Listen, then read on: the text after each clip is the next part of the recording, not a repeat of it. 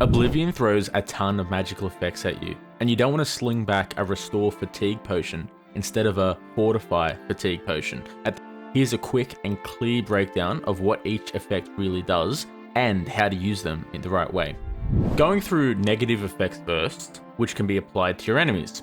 Drain will subtract X amount of points from the stat over Y amount of time. After that time runs out, they get what was lost back.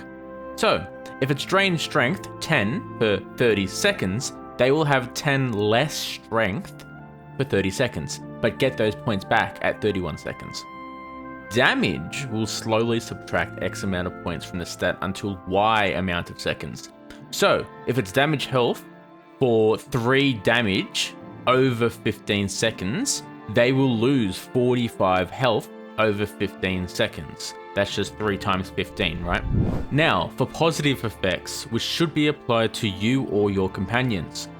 Fortify will immediately add X amount of points from the stat over Y amount of time. After that time runs out, you will lose these added points.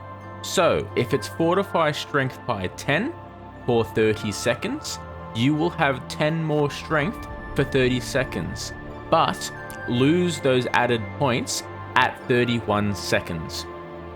Restore will add X lost points from the stat over Y amount of time. You cannot restore over the stat's base value. So, if it's restore 5 fatigue points over 30 seconds, you will slowly gain 150 fatigue points over 30 seconds.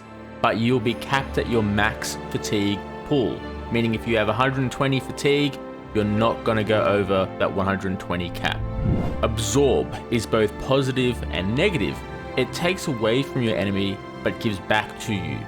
But this works differently across what stats are being worked on. If Absorb is being done on health, magicka, or fatigue, then the enemy will be damaged and you will be restored, meaning the points exchange will be permanent.